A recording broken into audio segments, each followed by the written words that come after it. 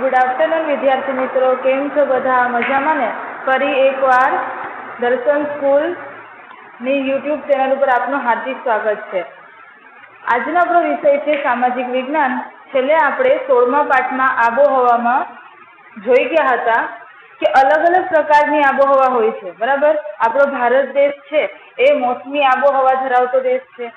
બીજું શું જોઈ ગયા હતા કે આપણે અલગ અલગ ઋતુ એટલે કે વચમાં છે વિષુવવૃત્ત, પછી ઉપર કર્કવૃત્ત, મકરવૃત્ત. જો આ વિષુવવૃત્ત, આ કર્કવૃત્ત, આ મકરવૃત્ત વિશે માહિતી મેળવી હતી. 21 જૂન દરમિયાન કર્કવૃત્ત ઉપર સૂર્યના સીધા કિરણો પડે છે, તેથી ત્યાં શું હોય છે? ઉનાળો હોય છે. અને બીજી એની બાજુ કઈ ઋતુ હોય છે? તો કે શિયાળો હોય છે. પછી તો કે 22 ડિસેમ્બરે મકરવૃત્ત ઉપર સીધા સૂર્યના કિરણો પડવાના હિસાબે આપણે ઠંડી અનુભવીએ છીએ. આટલી માહિતી મેળવી હતી. પછી આપણે ઋતુઓ વિશે જોયું હતું, શિયાળો, ઉનાળો અને ચોમાસું. શિયાળામાં છે આપણે ઠંડી અનુભવીએ છીએ. જ્યારે શું થાય છે તો કે દિવસ ટૂંકો અને રાત લાંબી હોય છે. ઉનાળામાં તો કે ગરમી અનુભવીએ છીએ, દિવસ લાંબો અને રાત ટૂંકી હોય છે. ચોમાસામાં વરસાદ અનુભવીએ છીએ. પછી તો કે ચોથી ઋતુ વિશે મેં તમને થોડીક ઇન્ફોર્મેશન આપી હતી, પાછા ફરતા મોસમી પવનો. બરાબર, ત્યારે શું બને છે કે અરબ સાગરમાંથી હિન્દ મહાસાગર અને બંગાળના ઉપસાગરમાંથી જે પણ પવનો છે એ ક્યાં ફૂંકાય છે? ધરતી એટલે કે જમીન બાજુ ફૂંકાય છે. એના હિસાબે શું આવે છે તો કે વરસાદ પડે છે. આવી રીતે આપણી આબોહવા વિશે આપણે થોડીક માહિતી મેળવી ગયા હતા. હવે પાના નંબર 121 ઉપર આવો.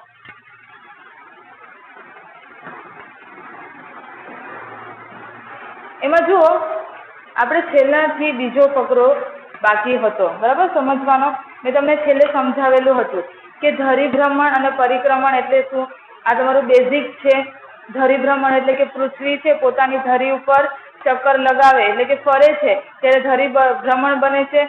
બરાબર, અને પરિક્રમણ એટલે કે સૂર્યની આસપાસ પરિક્રમા કરે છે ત્યારે પરિક્રમણ થાય છે કોનું? તો પૃથ્વીનું. હજી આગળ આપણે અભ્યાસ કરીએ એ પહેલા થોડુંક બેઝિક સમજી લઈએ. આપણે તમને ખ્યાલ હોય તો અક્ષાંશ અને રેખાંશ છે. બરાબર, તો અક્ષાંશ અને રેખાંશ ઉપરથી આપણી સમયરેખા નક્કી થયેલી છે. એ હજી આગળ આવશે ત્યારે જોશું. અક્ષાંશ જે આડી લીટીઓ હોય એને અક્ષાંશ કહે છે, ઊભી લીટી હોય એને રેખાંશ કહે છે. બરાબર, કેટલા હોય છે પણ જોઈશું આપણે. પેલા જુઓ કે આ છે આપણી પૃથ્વી. પછી તો કે આ તમને ખ્યાલ છે શું છે? વિષુવવૃત્ત છે. પછી આ શું છે? કર્કવૃત્ત. બરાબર, તમને ખ્યાલ હશે કે પૃથ્વી આપણી ક્યાં, પૃથ્વી ઉપરથી કયો વૃત્ત પસાર થાય છે? કર્કવૃત્ત પસાર થાય છે એટલે કે આપણી પૃથ્વી અહીંયા હશે.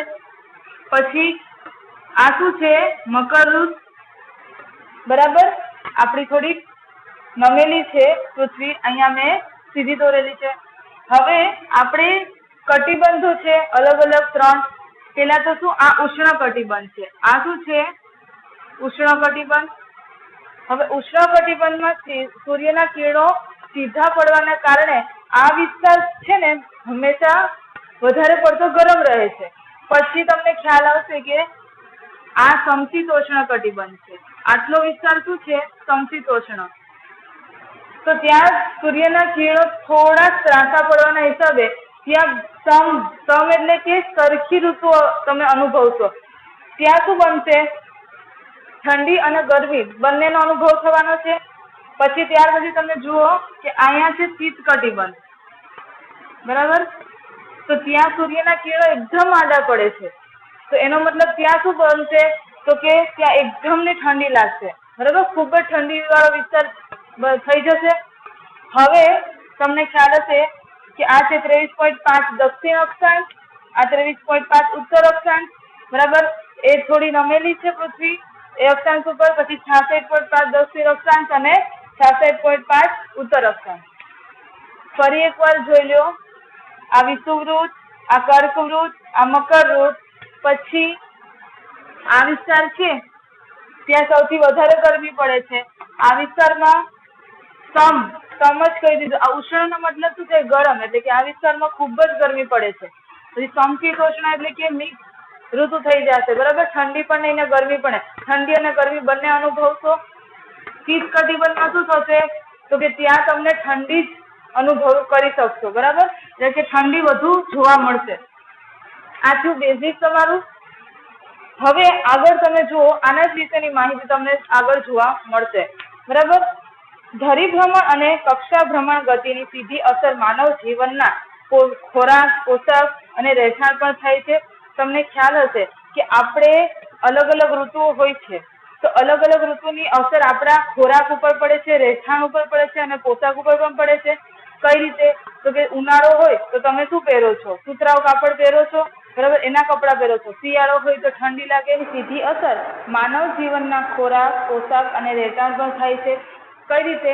તમને શિયાળા દરમિયાન ઠંડી લાગે છે, ઉનાળા દરમિયાન ગરમી થાય છે, પછી ચોમાસા દરમિયાન શું તો કે વરસાદ અનુભવો છો. ચોમાસામાં જ્યારે વરસાદ આવે છે તો એની રહેઠાણ ઉપર કઈ રીતે અસર થાય છે? તો કે બધા છે પાણી ભરાવાના કારણે શું કરે છે? તો કે સ્થળાંતર કરે. પછી તો કે શિયાળામાં છે ઠંડી લાગવાના કારણે સ્વેટર પહેરશે, ઉનાળામાં ગરમી લાગવાના કારણે શું થશે? તો કે સુતરાઉ કાપડના કપડાં પહેરશે. તો થઈને એક પહેરવેશ ઉપર એટલે કે પોશાક ઉપર અસર, ખોરાક ઉપર અસર કઈ રીતે થશે? તમે શિયાળા દરમિયાન છે એ અલગ અલગ જાતના ફ્રૂટ લ્યો છો, ફળ લ્યો છો. પછી ઉનાળા દરમિયાન તમને અલગ અલગ ફ્રૂટ ખાવા મળે છે. ચોમાસામાં પણ અલગ અલગ વસ્તુઓ તમે ખાઓ છો, બરાબર. ખોરાક ઉપર અસર થઈ, ખેત પેદાશ બદલે છે, એ પણ તમારા ખોરાક ઉપર અસર થાય છે. પછી શું થાય છે કે રહેઠાણ, બરાબર, તો રહેઠાણમાં પણ ફેરફાર થાય છે. ત્યાં જમ્મુ કાશ્મીર બાજુ તમે 5મા ધોરણમાં ભણી ગયા હશો કે એ વિસ્તારમાં એ લોકો ત્યાંથી સ્થળાંતર કરે છે ખૂબ જ ઠંડીના કારણે. તો આ બધી કેની ઉપર? તો કે વાતાવરણની, આબોહવાની અસર કોને? તો કે માણસના જીવનમાં થાય છે. એના હિસાબે શું થાય છે? તો કે એના ખોરાક, પોશાક અને રહેઠાણ બધામાં શું થાય છે? તો કે બદલાવ જોવા મળે છે. ભારત જેવા મોસમી આબોહવા ધરાવતા દેશોમાં ઋતુ પ્રમાણે દિશા બદલતા શિયાળાના અને ઉનાળાના મોસમી પવનો ઋતુગત હવામાન પર વ્યાપક અસર કરે છે. તમને ખ્યાલ છે કે ભારત દેશ કેવો છે? તો કે મોસમી આબોહવા ધરાવતો દેશ છે. 35 વર્ષ સુધી એક ને એક પરિસ્થિતિ તમને જોવા મળે આબોહવામાં, તો એને શું કહેવાય છે? આબોહવા કહેવામાં આવે છે, બરાબર. વાતાવરણની એ અસર બતાવે છે. તો આવી રીતે ભારત દેશ કેવો? તો કે મોસમી આબોહવા ધરાવતો દેશ બની ગયો.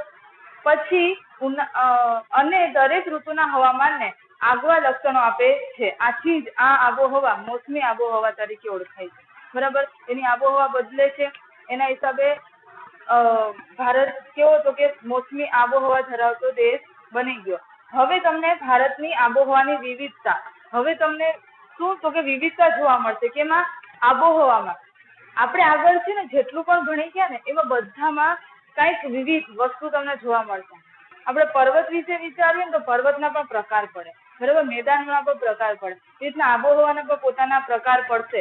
પણ એ પહેલા એની વિવિધતા શું છે એના વિશે માહિતી મેળવીએ. તમને બેઝિક ને અહીંયા સમજાયું એ મગજમાં ખાસ રાખજો, કારણ કે આ તમને આગળ સુધી આવશે જ, બરાબર. તમારો પીછો નહીં છોડે. તો તમને આ બધી વસ્તુનો ખ્યાલ હોવો જોઈએ. બેઝિક વસ્તુ છે જે તમને 6થા ધોરણમાં આવતી. હવે જુઓ આગળ, ભારતની આબોહવાની વિવિધતા. તમે એમાં પોઈન્ટ્સ બનાવી શકો છો, બરાબર. આપણે આબોહવા વિશે અત્યાર સુધી શું જોયું? થોડી હાઇલાઇટ જ મેળવેલી છે, પણ હવે ઇન ડિટેલ જોવાનું છે. એટલે ઇન ડિટેલમાં તમે પોઈન્ટ્સ બનાવીને તમે કરી શકો છો. ભારતની આબોહવામાં અનેક બાબતોમાં ભિન્નતા છે. અનેક બાબતો એટલે કે ઘણી બધી બાબતો છે એમાં તમને અલગતા જોવા મળશે. દક્ષિણ ભારત દ્વીપકલ્પીય પરિસ્થિતિ ધરાવતો હોવાથી દરિયા કિનારાની સમ આબોહવાનો અનુભવ કરે છે. શું કહે છે? દક્ષિણ ભારત. તમને ખ્યાલ હોય તો આપણો ભારત દેશ નીચેથી આવી રીતે છે ને, બરાબર, આવી રીતે ખૂણો ધરાવતી છે. એટલે એની આસપાસ શું છે? આ બાજુ શું છે? અરબ સાગર, બરાબર. અહીંયા હિન્દ મહાસાગર છે. પછી અહીંયા બંગાળનો ઉપસાગર.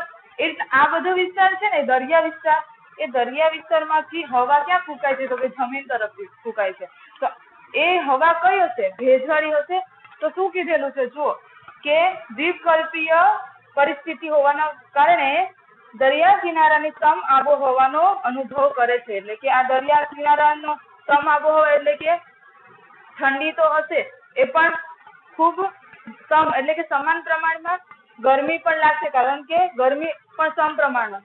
શા માટે? કારણ કે આ વિસ્તાર છે ને એ દરિયાઈ વિસ્તાર છે. તો દરિયાઈ વિસ્તાર હોવાને કારણે તે ઠંડી ઓછી ગરમી ઓછી થશે, બરાબર. એટલે સમ આબોહવા તમને ત્યાં જોવા મળશે. પછી જ્યારે દરિયા કિનારાથી દૂર જતા ખંડીય આબોહવા અનુભવાય થાય. હવે એનાથી જયારે દૂર એટલે કે અહીંયા વચ્ચેના ભાગમાં આવીએ ને ત્યારે ખંડીય આબોહવા એટલે કે તૂટતી ખંડ પડતી આબોહવા જોવા મળશે. એનો મતલબ શું કે અહીંની આબોહવા કરતા એ વચલા ગાળાની આબોહવા કેવી હશે? અલગ હશે, બરાબર. પછી ઉત્તર ભારતનો ઘણો ભાગ દરિયાથી દૂર હોવાથી ત્યાંની આબોહવા ખંડીય છે. એટલે કે ઉત્તરનો ભાગ છે, ભારત દેશનો ઉત્તરનો ભાગ છે, ત્યાં ખંડીય આબોહવા જોવા મળશે. શા માટે? કારણ કે દરિયા વિસ્તારથી કેવો છે? ખૂબ દૂર આવેલો છે.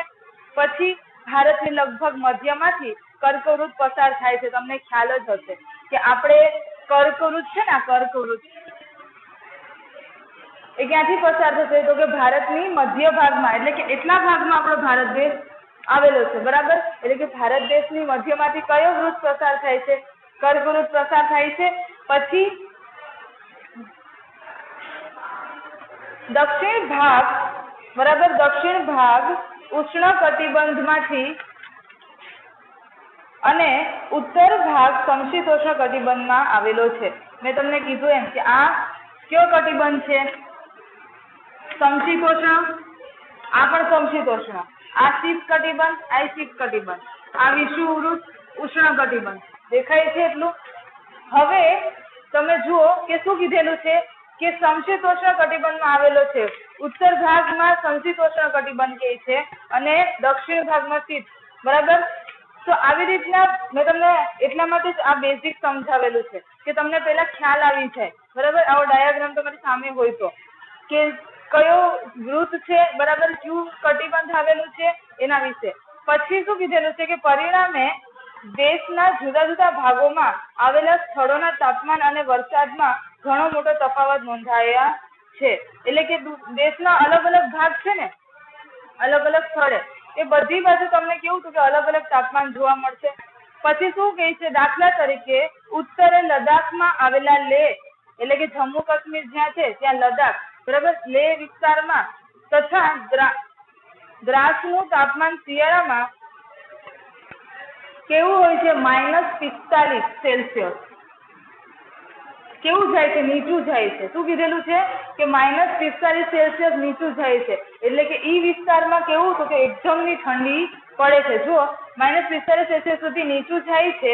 રાજસ્થાનમાં આવેલા શ્રીગંગાનગર તેમજ અલવર ખાતે ઉનાળાનું તાપમાન 51°C જેટલું ઊંચું નોંધાયેલું છે. આ છે ને નીચું જાય છે અને આ 51°C છે ને એ ઊંચું જાય છે. કઈ બાજુ? રાજસ્થાનની વાત કરે છે, આ લદ્દાખ જમ્મુ કાશ્મીર બાજુની વાત કરે છે, બરાબર. તમે જુઓ કે આપણો ભારત દેશ એટલામાં આવેલો છે એટલે કે આ ઉપરના ભાગમાં ક્યાંક શીત કટિબંધ હશે, એટલે કે જમ્મુ કાશ્મીર ત્યાં. પછી તો કે ત્યાં શું થાય છે? -45°C તાપમાન નીચું જવાના કારણે ત્યાં ઠંડી ખૂબ જ અનુભવાય છે. અને જ્યારે 51°C તાપમાન ક્યાં? તો કે તમને રાજસ્થાન બાજુ જોવા મળશે. કારણ કે વચલા ભાગમાં ત્યાં ખૂબ જ વધારે પ્રમાણમાં સૂર્યના પ્રકાશ જવાને કારણે ત્યાં ગરમી અનુભવાય છે. હવે જુઓ આગળ શું કીધેલું છે. એવી જ રીતે પૂર્વ ભારતમાં મેઘાલય, એટલે કે નીચે પૂર્વ ભારતમાં જ્યાં મેઘાલય આવેલું છે, પૂર્વ ભારતમાં, બરાબર, આ બાજુ આપણે ભારત દેશના જમણી બાજુ પૂર્વ ભાગમાં મેઘાલય રાજ્યના ચેરાપુંજીમાં દુનિયાનો સૌથી વધુ વાર્ષિક વરસાદ 1200 સેમી વરસે છે. એટલે તમને ખ્યાલ હશે આપણો ભારત દેશમાં તમને વિવિધતા કહે છે, બરાબર. શું કહે છે કે ભારત દેશમાં તમને વિવિધતા, વિવિધ આબોહવા ક્યાં કઈ રીતે આવેલી છે એના વિશેની માહિતી છે. એ પોઈન્ટને મગજમાં રાખીને આ સમજજો એટલે તમને સમજાશે, બરાબર. તો પેલું શું કીધેલું છે કે આ લદ્દાખમાં 45°C તાપમાન કેવું છે? નીચું જાય છે. ત્યાં ખૂબ જ ઠંડી હોય છે. અહીંયા 51°. રાજસ્થાનમાં તાપમાન કેવું જાય છે? ગરમીનું પ્રમાણ વધી જાય. પછી જ્યારે મેઘાલયમાં પૂર્વ ભારત ત્યાં 1200 સેમી જેટલો વરસાદ પડે છે. આગળ જુઓ શું કીધું છે? ચેરાપુંજીથી આશરે 16 કિમી દૂર આવેલું મોસ્ટી નરમ પણ 24 કલાક દરમિયાન પડેલા મહત્તમ વરસાદી સ્થળ તરીકે પ્રસિદ્ધ પામ્યું છે. એટલે મોસીનરમ કરીને જે સ્થળ છે ત્યાં પણ ખૂબ જ વધુ પ્રમાણમાં પૂર્વ ભારતમાં આવેલું છે. ત્યાં વધારે પ્રમાણમાં તમને વરસાદ જોવા મળશે. જ્યારે પશ્ચિમ રાજસ્થાનમાં આવેલા રણ પ્રદેશમાં સમગ્ર વર્ષ દરમિયાન કેવળ 10 થી 12 સેમી વરસાદ પડે છે. એટલે તમને વિવિધતા જોવા મળે છે ને કે બધી અલગ જગ્યાએ બરાબર. દક્ષિણ ભારતની વાત કરીએ, પૂર્વ ભારતની વાત કરીએ, પશ્ચિમ ભારતની વાત કરીએ તો બધી બાજુ અલગ અલગ પરિસ્થિતિ જોવા મળે છે. જ્યારે પૂર્વ ભારતમાં વરસાદ વધુ પડતો દેખાય છે, દક્ષિણ ભારતમાં છે એ હવા ફૂંકાતી, જ્યારે પશ્ચિમ ભારતમાં શું થાય છે તો કે રાજસ્થાનમાં 10 થી 12 ઇંચ જ વરસાદ વર્ષ દરમિયાન પડતો જોવા મળે છે. બરાબર. હવે દેશમાં કોઈ એક પ્રદેશમાં પૂરની વિકટ પરિસ્થિતિએ ભયંકર તારાજી સર્જી હોય અને બીજા પ્રદેશમાં વરસાદ ન પડવાને લીધે દુષ્કાળ અને ગરમીની પરિસ્થિતિ સર્જાયેલ હોય, એવી વિરોધાભાસી આબોહવાકીય સ્થિતિ આપણા દેશમાં જોવા મળે છે. ક્યારેક એવું બની જાય કે અમુક વિસ્તારમાં તમને એટલો બધો વરસાદ પડેલો દેખાય ને કે ત્યાં છે ને પાણીનું એકદમ ઉપદ્રવ વધી જાય. અમુક જગ્યાએ તમને એવી દેખાશે કે જ્યાં વરસાદ જ નથી પડતો. બરાબર. તો આ શું દર્શાવે છે, કઈ પરિસ્થિતિ દર્શાવે છે? અલગ અલગ વિસ્તારમાં આબોહવાની અસર દર્શાવે છે ને. પછી ગાજવીજના તોફાનો, ધૂળની ડમરીઓ અને ઉષ્ણકટિબંધીય ચક્રવાતોની વિનાશક અસરો કેટલાક પ્રદેશોમાં થતી રહી છે. એના હિસાબે આપણે આબોહવાના હિસાબે તમે વંટોળિયા જોવો છો. બરાબર. જે ગોળ ગોળ ફરે છે ખૂબ જ, એ પણ કેની તો કે આપણા જીવન ઉપર અસર કરે છે. બરાબર. એ આબોહવામાં થતા ફેરફારના કારણે બને છે. આમ ઋતુગત હવામાન અનેકવિધ રીતે અસરકારક નીવડે છે. એટલે કે જે ઋતુ બદલે છે આપણી, એને લીધે જે પણ તાપમાન પણ બદલે છે, એની અસર કેની ઉપર નીવડે છે તો કે આપણી ઉપર થાય છે. હવે આબોહવાને અસર કરતા પરિબળો, આબોહવાને કયા કયા પરિબળો અસર કરે છે એના વિશે માહિતી મેળવશું. જો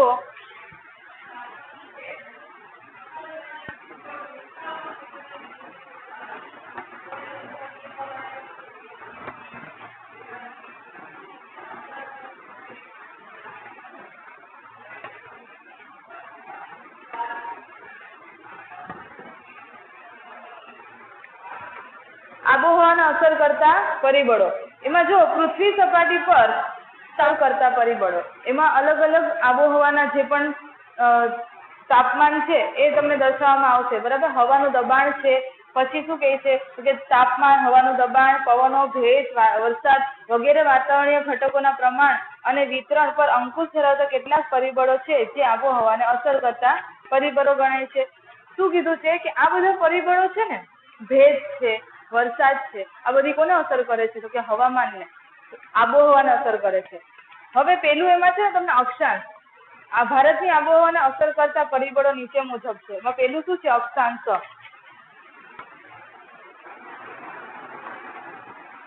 હવે અક્ષાંશ તમને ખ્યાલ હશે, આગળ પણ આવી ગયેલું છે કે જે આડી લીટીઓ હોય ને આમાં, એને શું કહેવાય છે? અક્ષાંશ. અક્ષાંશ કેટલા હોય છે?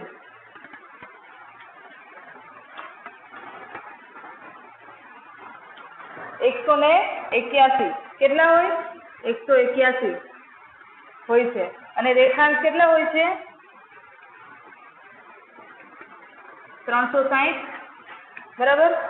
આની ઉપરથી શું તો કે તાપમાનની પરિસ્થિતિ જાણી શકાય છે. એના ઉપરથી તો કે અક્ષાંશ અને રેખાંશ ઉપરથી. બરાબર. આ ઊભી લીટીઓ છે એને શું કહેશું આપણે? રેખાંશ. આ ઊભી લીટી કેટલી આ કાલ્પનિક છે એ તમને ખ્યાલ છે. આપણા પૃથ્વીના ગોળામાં તમને લીટીઓ જોવા નહીં મળે, બધી કેવી છે? કાલ્પનિક છે. એટલે કે આપણા જે પણ વૈજ્ઞાનિક છે, સંશોધનકાર છે, એ લોકોએ શું કરેલું છે તો કે આ લીટીઓ દ્વારા આપણી સમજૂતી માટે બનાવેલું છે. બરાબર. અક્ષાંશ અને રેખાંશ, એના ઉપરથી આપણે તાપમાન, હવામાન વિશેની માહિતી મળે. બરાબર. દેશ વિદેશની માહિતી મળી શકે. બીજી તો આ અક્ષાંશ કેટલા તો કે 181 છે, રેખાંશ કેટલા તો કે 360. આડા છે. બરાબર. આડી રેખાઓ એને શું કહેવાય? અક્ષાંશ. ઊભા છે એને શું કહેવાય? અક્ષાંશ. અને ઊભી છે લીટીઓ એને શું કહેવાય? રેખાંશ કહેવાય. જે કાલ્પનિક છે, બરાબર. અક્ષાંશ અને રેખાંશ બંને શું છે? કાલ્પનિક છે. હવે અક્ષાંશ વિશેની માહિતી તમને આપેલી છે. જુઓ, પૃથ્વી સપાટી પર આબોહવાના પ્રકાર જે તે પ્રદેશોના અક્ષાંશ પ્રમાણે બદલાય છે. આમાં એમ કીધેલું છે કે જે પૃથ્વી સપાટી છે ને એને જે પણ તાપમાન છે, બરાબર, એ આપણા અક્ષાંશ ઉપર બદલાય છે. એટલે કે અક્ષાંશ ઉપરથી આપણે માહિતી મળે છે કે કઈ બાજુ કયું તાપમાન ધરાવે છે, બરાબર, કયો વિસ્તાર કેવું તાપમાન ધરાવે છે. આબોહવામાં તત્વોનું વિતરણ મોટા ભાગે અક્ષાંશોને અનુસરે છે, બરાબર. જે આબોહવાના તત્વો છે એનું વિતરણ મોટા ભાગે અક્ષાંશોને અનુરૂપ છે. એટલે કે જે પણ આબોહવાને અસર કરતા તત્વો છે એ કેના ઉપરથી આપણે ખ્યાલ આવશે? તો કે અક્ષાંશો ઉપરથી. બે ક્રમિક અક્ષાંશો વચ્ચે આશરે 111 કિમીનું અંતર હોય છે. હવે આપણે અક્ષાંશ ખ્યાલ છે, બરાબર. આ બે અક્ષાંશ વચ્ચેનું અંતર 111 કિલોમીટરનું હોય છે, બરાબર. બે અક્ષાંશ વચ્ચેનું અંતર કેવું? 111 કિલોમીટર હોય છે. બીજું શું કીધેલું છે? તો આ આપણે આબોહવાને કઈ રીતે અસર કરે? કઈ રીતે એનો પરિબળ કહેવાય? તો કે અક્ષાંશ છે, બરાબર, એ અક્ષાંશમાં જે ફરે છે ને પૃથ્વીની સાથે, આ અક્ષાંશ રેખાંશ પણ ફરે. એટલે એ ફરવાને કારણે શું થાય? તો કે એની અસર વાતાવરણમાં જોવા મળશે. એ વાતાવરણની અસર તો કે આબોહવાને ઇફેક્ટ કરશે, બરાબર. એટલે એના પરિબળ તરીકે એને લેવામાં આવેલું છે. વિષુવવૃત્તની આસપાસના પ્રદેશ પર સૂર્યના કિરણો લગભગ લંબ પડે છે. તમને ખ્યાલ હશે કે વિષુવવૃત્ત છે એમાં સીધા લંબ કિરણો સૂર્યના પડે છે, બરાબર. મેં તમને આની પહેલા પણ આપેલું સમજાવેલું, ત્યારે તમને મેં કીધેલું છે કે સૂર્યના કિરણો સીધા ક્યાં પડે છે? વિષુવવૃત્ત પર પડે છે. પછી તેથી ત્યાં બારેમાસ ગરમી પડે છે. એટલે વિષુવવૃત્તમાં શા માટે બારેમાસ ગરમી પડે છે? કારણ કે સૂર્યના સીધા કિરણો, સૂર્ય છે પૃથ્વી કરતા મોટો છે, એટલે કે આવી રીતના મોટો આવશે, બરાબર. સૂર્યના સીધા કિરણો આ સેન્ટર, આ ભાગ છે એ 12 છે, આ ભાગ પણ 12 છે. પૃથ્વીનો જે વચલો ભાગ છે એ કેવો છે? થોડોક 12 છે અને અહીંયાથી સંકોચાયેલો છે, બરાબર. તો અહીંયા સીધા કિરણો પડવાના હિસાબે શું થશે? તો કે અહીંયા વધારે ગરમી અનુભવાશે આ વિષુવવૃત્ત ઉપર. તો ત્યાં શું થવાનું છે? તો કે વધુ ગરમી થશે, બરાબર, વધુ ગરમી લાગશે. પછી જુઓ શું કીધું છે? ભારત ઉષ્ણકટિબંધીય અને સમશીતોષ્ણકટિબંધીય એવા બે આબોહવાકીય પરિસ્થિતિ ધરાવતા વિભાગમાં વહેંચાઈ જાય છે. ભારત ક્યાં આવેલો છે? કર્કવૃત છે ને, ત્યાં આવેલું છે. પણ ભારતમાં શું બને છે? તો કે ઉષ્ણકટિબંધ, એટલે કે આ વિસ્તારમાં પણ ભારત આવી ગયો ને, એટલા વિસ્તારમાં છે એટલે આ વિસ્તારમાં પણ ભારત આવી ગયો. પછી તો કે સમશીતોષ્ણમાં પણ આવી ગયો. એટલે કે ભારત દેશમાં બંને પરિસ્થિતિ બને છે. કઈ આબોહવા અનુભવાય છે? જો અહીંયા ક્લિયર કરજો બધા કે ભારત એટલા વિસ્તારમાં આવે છે. આ શું છે? કર્કવૃત છે. એટલે શું બનશે? તો કે ભારત ક્યાં આવેલું છે? તો કે સમશીતોષ્ણ કટિબંધને પણ લાગુ પડશે અને કોને? તો કે ઉષ્ણકટિબંધ, એટલે કે બંને પરિસ્થિતિ ભારતને લાગુ પડશે. અહીંયા જુઓ શું કીધેલું છે કે સમશીતોષ્ણ કટિબંધીય એવા બે આબોહવાકીય પરિસ્થિતિ ધરાવતા વિભાગમાં વહેંચાઈ જાય છે ભારત, બરાબર. તો આવી રીતના આબોહવા કેને અસર કરે છે? આપણે પૃથ્વીના સપાટીને અસર કરે છે. હવે બીજું શું છે? સમુદ્રથી અંતર. આના પછી છે સમુદ્રથી અંતર. આપણે સમુદ્ર ખ્યાલ છે, તો સમુદ્રથી અંતર, બરાબર. અંતરે આવેલી જે પણ આબોહવા છે એ કઈ રીતે અસર કરશે પૃથ્વી સપાટીને? જુઓ, સમુદ્રની સપાટીથી વાતાવરણમાં જેમ ઊંચે જઈએ તેમ હવાનું દબાણ અને હવાનું તાપમાન ઘટતું જતું જોવા મળે છે. સમુદ્રની સપાટીથી વાતાવરણમાં જેમ ઊંચે જઈએ, તમને ખ્યાલ હોય તો કે આપણે સમુદ્ર સપાટી ઉપર છે, બરાબર. સમુદ્ર સપાટી ઉપર છે તો હવામાનમાં આપણે જેમ ઊંચા જઈએ ને એમ તાપમાન કેવું? નીચું જતું જાય. તમને ખ્યાલ હશે કે સૌથી નીચે છે ને ભારી વાયુઓ હોય છે, બરાબર. સૌથી નીચે નાઇટ્રોજન વાયુ, પછી કાર્બન ડાયોક્સાઇડ, પછી ઓક્સિજન, એવી રીતે અલગ અલગ, પછી અન્ય વાયુઓ, એ રીતના અલગ અલગ વાયુઓ હોય છે. તો જેમ તમે ઊંચે જશો એમ તાપમાન કેવું જશે? નીચું જશે. જેમ તમે ઊંચા વિસ્તારમાં જશો ને એ રીતના તમને શ્વાસ લેવામાં તો પ્રોબ્લેમ થશે, કેમ કે ઓક્સિજનનું પ્રમાણ કેવું થશે તો કે ઘટી જવાનું છે. હવે જુઓ શું કીધું છે કે હવાનું તાપમાન ઘટતું જતું જોવા મળે છે જ્યારે ભૂપૃષ્ઠની ઊંચાઈ વરસાદમાં વધારો કરે છે. એટલે જેમ ભૂપૃષ્ઠ એટલે કે જમીન વિસ્તાર છે એની ઊંચાઈ ઉપર શું તો કે વરસાદમાં વધારો કરે છે, બરાબર. કારણ કે જે જમીન વિસ્તાર છે ને એમાં સમુદ્ર વિસ્તારમાંથી હવા કેવી થાય છે, ફૂંકાય છે. સમુદ્ર વિસ્તારમાંથી જે હવા ફૂંકાય ને એ જમીન વિસ્તારમાં આવે અને જમીન વિસ્તારમાં શું તો કે વરસાદ પડે છે, બરાબર. આ છે આબોહવા. હિમાલય પર્વતની ઊંચાઈને લીધે તેના બહુ ઊંચા શિખરો બારેમાસ બરફથી છવાયેલા રહે છે. હિમાલયમાં તમને ખ્યાલ છે કે ઠંડો વિસ્તાર છે એટલે એનું ત્યાં હિમાલયનું પર્વતનું જે સ્તર છે હંમેશા કેવું બારેમાસ તો કે ઠંડા વિસ્તાર તરીકે અને બીજું શું તો કે બરફથી ઢંકાયેલું તમને જોવા મળશે, બરાબર. એમાંથી જે પણ પાણી ઓગળે છે એ આપણે નદીઓ તરીકે ઓળખીએ છીએ. ભેજવાળી હવા ઊંચે ચડતા ઠંડી બને છે. આપણે જે પણ ભેજને બાષ્પીભવનની જે પ્રક્રિયા થાય ભેજવાળી વસ્તુ એ ઊંચી જતા શું થાય તો કે ઠંડી બનશે. એ ઠંડી જ્યારે ઓગળશે, બરાબર, ત્યારે શું થશે તો કે વરસાદ પડશે. એટલે કે અને વરસાદ આપે છે અસમ, મેઘાલયના પહાડી પ્રદેશો. તો જેમ ઊંચાઈ વધતી જાય છે, બરાબર, અસમ છે, મેઘાલય છે, પહાડી પ્રદેશોમાં તો જેમ ઊંચાઈ વધતી જ જાય છે, બરાબર. આ બધીમાં તાપમાન છે એ વધતું જોવા મળે છે, તેમ વરસાદનું પ્રમાણ વધતું જોવા મળે છે. તમને ખ્યાલ હોય તો મેઘાલય, અસમ એ બાજુ વધારે વરસાદ પડે છે, એટલે કે ત્યાં તાપમાન વધતું જ તમને જોવા મળશે.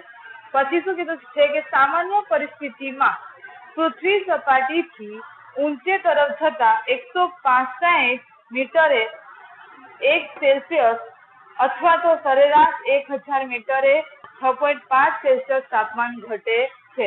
ક્યાં કીધું છે કે સામાન્ય પરિસ્થિતિમાં પૃથ્વી સપાટીથી ઊંચે તરફ જતા. કઈ સપાટી કીધી છે? પૃથ્વી સપાટીથી તમે જેમ જેમ ઉપર જાઓ, બરાબર, એમ શું કીધું છે 165 મીટર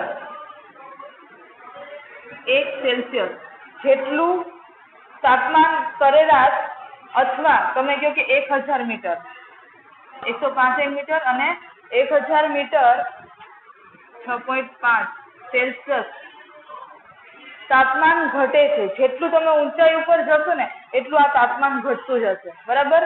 એમાંય તમને બેઝિક કહું ને કે જેમ તમે ઊંચાઈએ જાઓ, બરાબર, જમીન સપાટીથી પૃથ્વી સપાટીથી જેમ ઊંચાઈએ જશો ને એમ તાપમાન કેવું થતું જશે તો ઘટતું જશે.